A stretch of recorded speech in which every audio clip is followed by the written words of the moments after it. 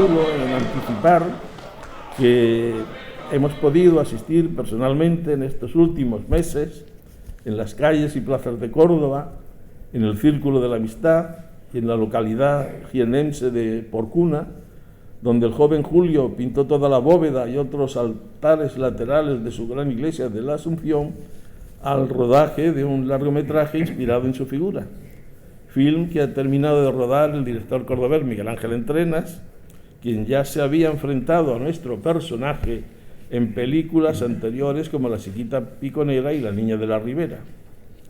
En esta obra, aún no estrenada, Valle Inclán y Julio Romero, un pintor para una ciudad, así se titula la película, el protagonista lo encarna el gran actor cordobés Ricardo Luna, que ya había dado rostro, voz y figura a otro egregio paisano, con consistente verismo, el Inca Garcilaso el Mestizo.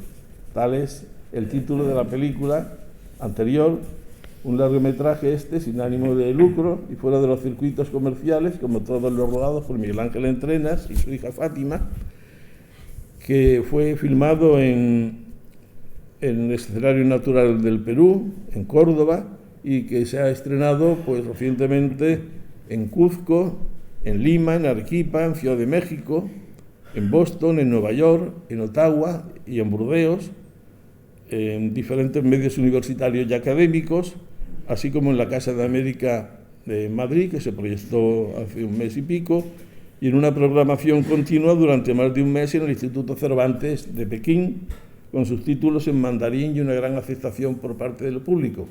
Esperemos que esta nueva película de Miguel Ángel Entrenas, Valle Inclán y Julio Romero, un pintor para una ciudad que insiste sobre esa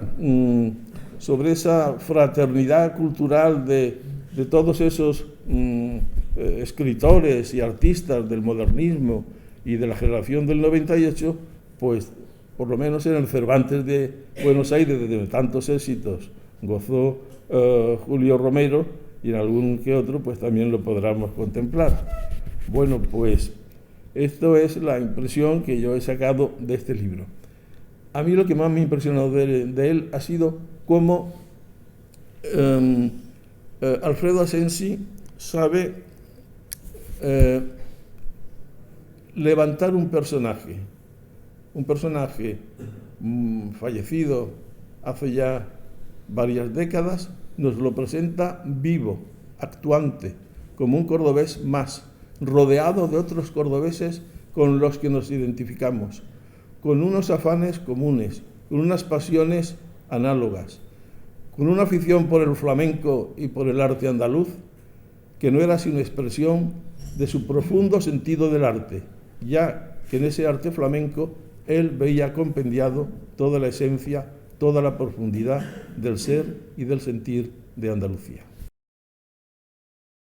Con motivo de la filmación de la película Julio Romero y Valle Inclán, un pintor para una ciudad, estamos realizando una serie de entrevistas a todas aquellas personalidades que tienen relación con la vida y obra de Julio Romero. Y como era fundamental, hoy nos encontramos en el Museo de Bellas Artes de Córdoba con José María Palencia. Buenos días, José María. Muchas gracias por estar aquí. Buenos días, Fátima.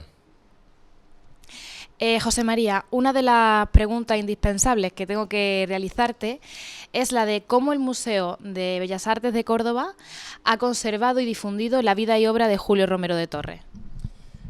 Bueno, el Museo de Bellas Artes tiene una parte fundamental en la conservación de la vida de Julio Romero y de la familia en general, porque en 1991 se hizo oficial el traspaso de la colección Romero de Torres que adquirió la Junta de Andalucía a María, la hija pequeña del artista, que falleció ese año, y en este conjunto de obras, pues no solamente entraron pintura y todo el patrimonio artístico que la familia reunía aquí en el recinto del Museo de Bellas Artes de Córdoba, sino también pues todo el ajuar y todo el patrimonio archivístico y documental y fotográfico de la familia Romero de Torres, con lo cual esta adquisición, que fue importantísima para el conocimiento de la vida del artista y de todo su entorno, ha sido el Museo de Bellas Artes el que desde ese año la ha venido gestionando.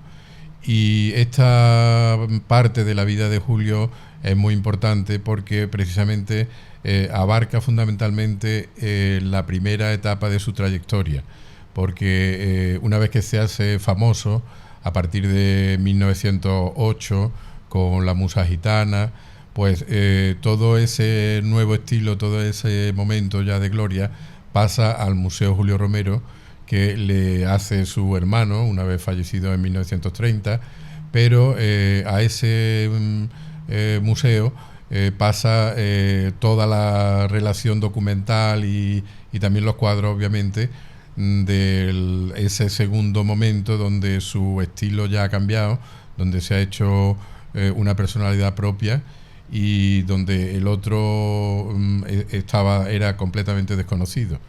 Entonces el Museo de Bellas Artes desde el año 91 ha venido facilitando a las distintas exposiciones, a los distintos lugares donde se le ha pedido, pues parte de este patrimonio familiar que tiene a Julio como protagonista, al margen de una exposición que hizo también el Museo de Bellas Artes, que se llamó Julio Romero de Torres desde la Plaza del Potro, donde se expuso al público por primera vez todo lo que era la parte plástica relacionada con Julio y también indirectamente con su hermano Enrique, que también fue muy importante en la vida del artista. En esta exposición, digo, que fue un poco la que enseñó al público pues toda esta faceta de la primera parte de Julio.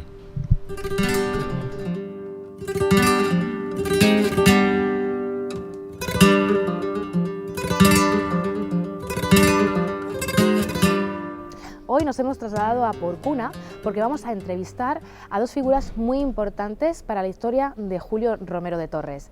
Ellos son don Manuel Bueno y su hijo, Juan Miguel Bueno Montilla.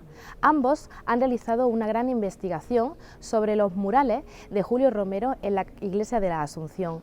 El libro se titula Julio Romero de Torres en Porcuna y nos han abierto su casa para poder entrevistar y hablar con ellos sobre el libro. Los primeros de la Junta, que fueron los primeros en conocer el resultado final al desmontar todo el tinglado de palos rollizos que formaban el andamiaje. Cuando quedó a la vista del público, el pueblo lo miraba con asombro. Estaban todos encantados, no había una sola palabra de contradicción ni de... No.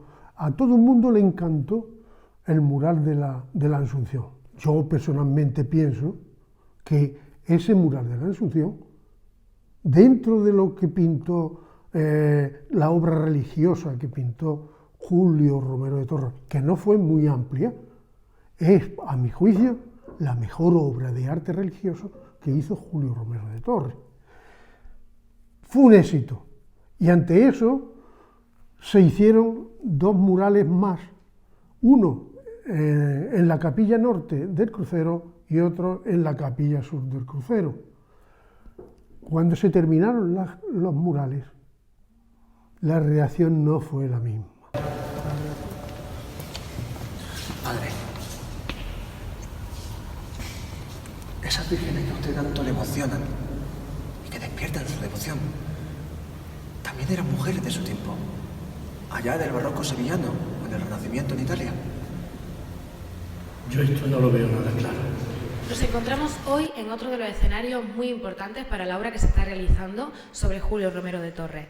En concreto, y como no podía ser de otra manera, el Museo de Julio Romero de Torres, para encontrarnos con Mercedes Valverde, especialista en Julio Romero y mujer que ha dedicado más de 2 décadas a estudiar a este gran artista.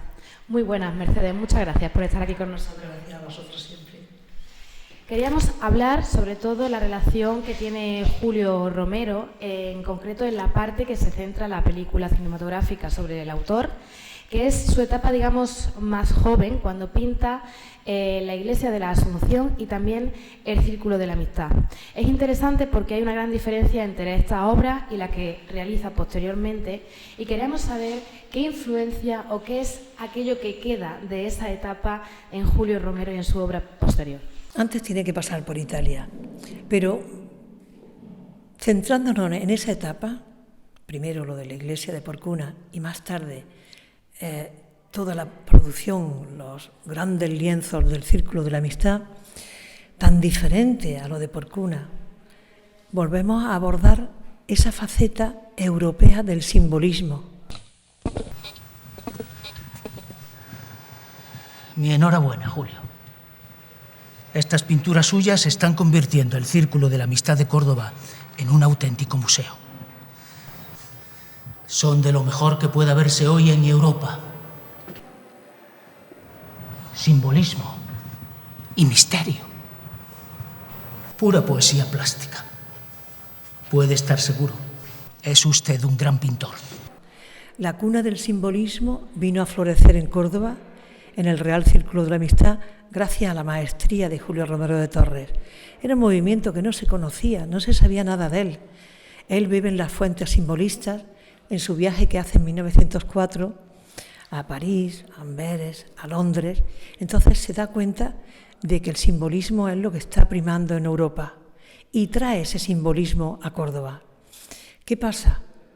Pues que el simbolismo, como siempre, Julio Romero lo argumenta en grandes artistas. Cuando realiza El genio y la inspiración, rememora la estancia de Franz Liszt en el Círculo de la Amistad, con ese sueño mágico, con esa figura fantasmagórica, con ese sol que se entreverea por los álamos. Y luego, cuando hace la pintura, la alegoría de la pintura, de la música, de la literatura y de la escultura, que es la primera que realiza, pone como fondo el altorrelieve de la Glebe, de Constantin Meunier, el gran artista belga que llevó los trabajos, el esfuerzo de los mineros al arte. Esto no debió de gustar, porque el resto de las obras dedicadas a las artes, vulgarmente las despacha, con un ventanal abierto y unas primeras figuras en los primeros planos, con la literatura con un libro abierto, la música tocando un piano. O sea, no se esfuerza en utilizar el fondo de la composición con las alegorías que él cree que pueden ser importantes para el conocimiento de las artes.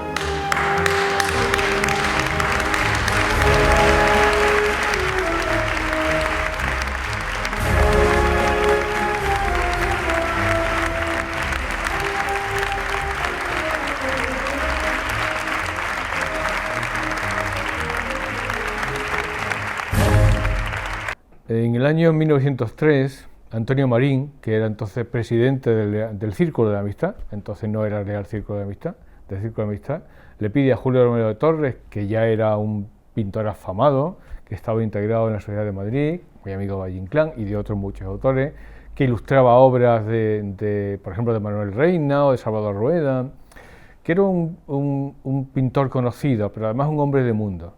Pues entonces Antonio le pide a Julio Romero de Torres que recree 6 grandes cuadros. 6 grandes cuadros para el salón pequeño, un salón pequeño que había, que era el salón de recepciones en aquel momento. Él entonces pinta esos 5 grandes cuadros que son la inspiración poética, la musa que conduce al niño a través de la poesía, la literatura, la escultura, la música y la pintura. Esos cuadros en un principio, en ese año, se instituyen allí, se colocan allí en ese pequeño salón. Posteriormente, por una decisión de una nueva junta directiva, se sacan de ese salón y se llevan donde están actualmente, en las escalinatas, lo que le da un aire realmente palaciego. Cuénteme lo que le ocurre. Sí, es que todo esto me recuerda a aquella época, una etapa de búsqueda y de desaliento artístico. Bueno, ya estábamos pensando que había posibilidades de que esos cuadros, desde hacía años, que había posibilidades de que esos cuadros fueran de Julio Romero de Torres, porque la verdad desde abajo pues, la calidad de factura que se veía era bastante buena. Entonces eran cuadros serios, cuadros seguramente muy valiosos. La confirmación de esto fue cuando, una vez escrito el texto del libro, vamos por primera vez, el primer día, a hacer un nuevo. Nosotros ya teníamos fotografías de la iglesia, entonces fuimos a la iglesia para hacer un nuevo reportaje de fotografía y además con cámaras digitales y con buenos teleobjetivos, etc.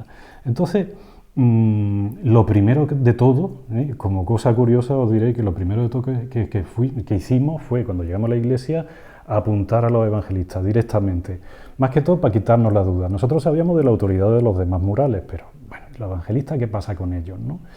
Y hicimos las fotos. Lo que pasa es que, claro, en la cámara se ve la foto que estás haciendo a pequeño tamaño y tal. Cuando vinimos a la casa y repasamos la fotografía, nos dimos cuenta de que en uno de los evangelistas figuraba la firma de Julio Romero de Torres, además la firma que él hacía en aquella época.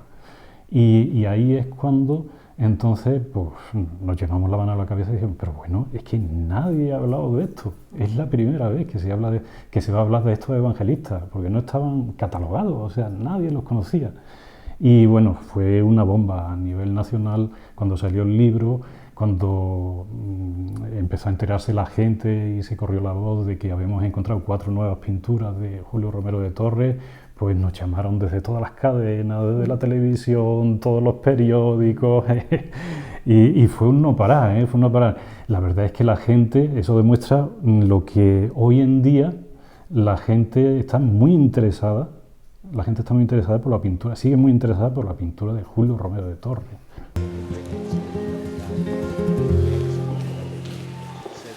A Nuestra Señora yo la veo poco religiosa. Vamos, que no tiene nada que ver ni con la teología ni con los evangelios. Recuerde usted, padre, que María era una mujer buena y sencilla, de su pueblo. Y entonces pensaron con acierto proponer a Julio Romero el pintar 2 nuevos murales. Uno con el tema de la Santa Cena y otro con el tema de la Sagrada Familia. Ambos murales se realizaron. El primero se pintó en 1903 y los 2 siguientes se pintaron en 1904 y un poquito al comienzo de 1905, antes de que terminara Julio Romero la obra del Casino de la Amistad de Córdoba, su célebre serie de cuadros. ¿Qué pasó entonces con esos 2 murales?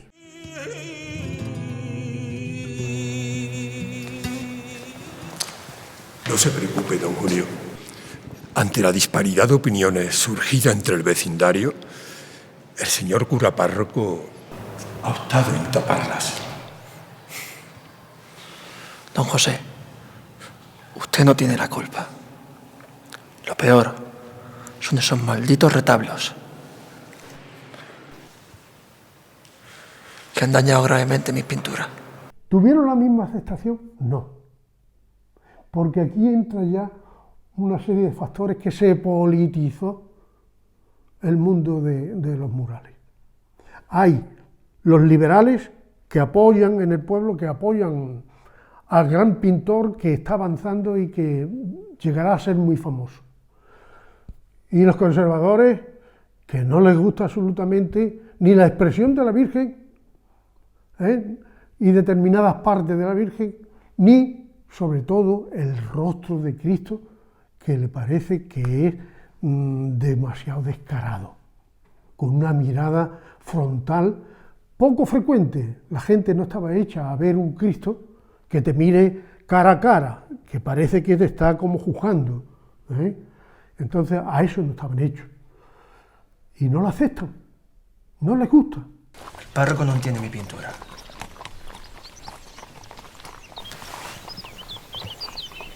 No encuentro lo que busco.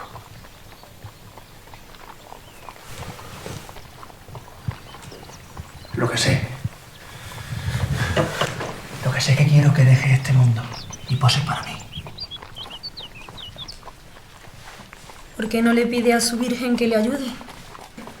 A convencer al cura y que le deje terminar y le pague lo que le debe. Con ese dinero lo pasaríamos muy bien. Lo que quiero es que no seas así y que me dejes pintarte. José María, precisamente la película se centra en esa primera etapa o en la etapa más juvenil de Julio Romero.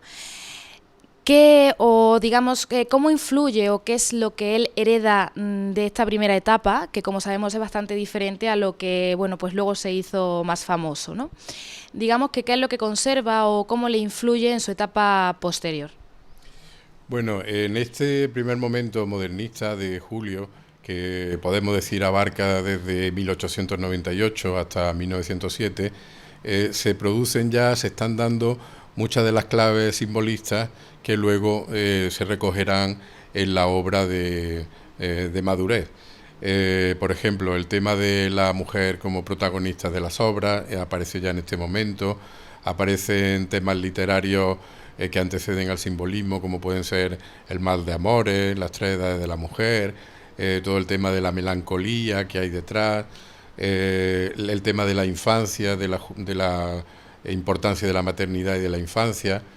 Lo que pasa es que él la interpreta en una clave actual para ese momento, como era la pintura post-impresionista, porque no podemos hablar de un impresionismo al modelo francés, pero sí de una manera novedosa y atrevida. Y por supuesto ya se da en este momento esa faceta, revolucionaria, esa faceta moderna que tenía Julio para invertir los términos de la cultura y ser una novedad. En este sentido no podemos dejar de recordar que cuando Julio Romero de Torres pinta Vividora del Amor, pues es rechazado de la Exposición Nacional de 1906 como consecuencia de la moral de la época, en España pues muy relacionada con la moral católica, obviamente. La gracia es una piedad profana, algo inaudito donde el cuerpo de Cristo ha sido sustituido por el de una joven. El cuerpo sin vida, en su abandono. Uno de los más bellos y delicados desnudos de la historia de la pintura. Y en esa primera amoralidad de Julio Romero aparecerá posteriormente, por supuesto, también después. Un tema muy actual también, que se da incluso en nuestros días cuando pues se procede a censurar, incluso a maltratar obras que de alguna manera parece que atacan contra la religión. No hubo un ataque más grande contra la religión que el que hizo Julio Romero cuando hizo El retablo del amor, porque como todo el mundo sabe, esto es una obra moderna de su tiempo, pero basada en claves de pintura antigua y de pintura religiosa, y sobre todo pues tratando el tema de la maternidad de la mujer, que indirectamente añade o alude al tema de la maternidad de la Virgen María, etcétera, etcétera, etcétera.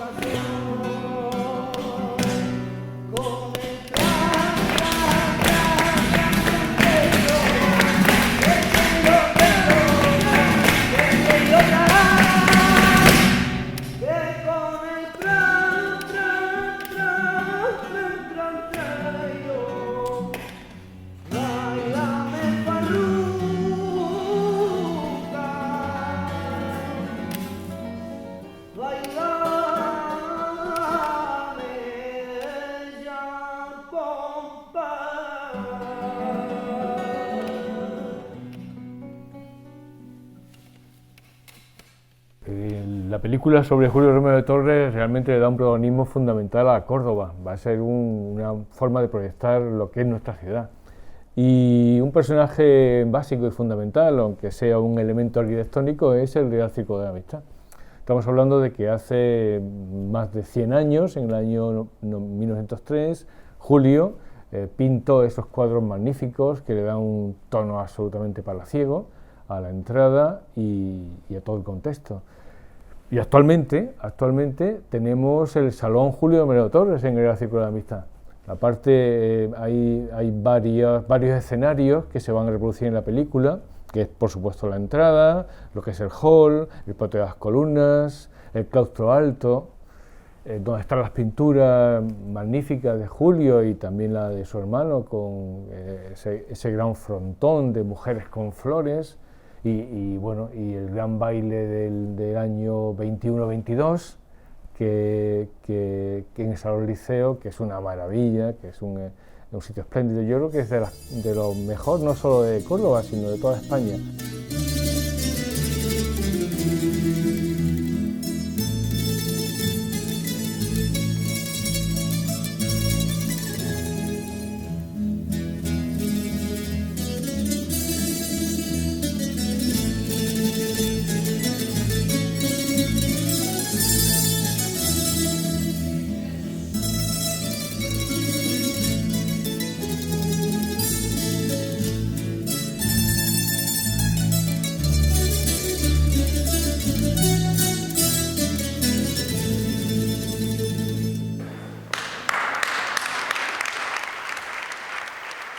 Municipales, pero yo de Romero de Torres no me jubilo, por supuesto.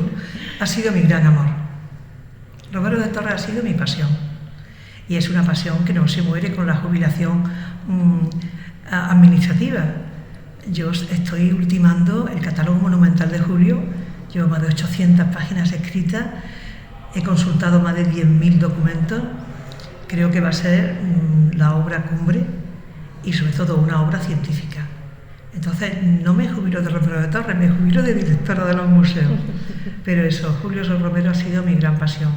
En momentos difíciles de mi vida siempre me ha salvado Julio Romero, porque siempre he tenido un artículo que publicar, una conferencia que dar.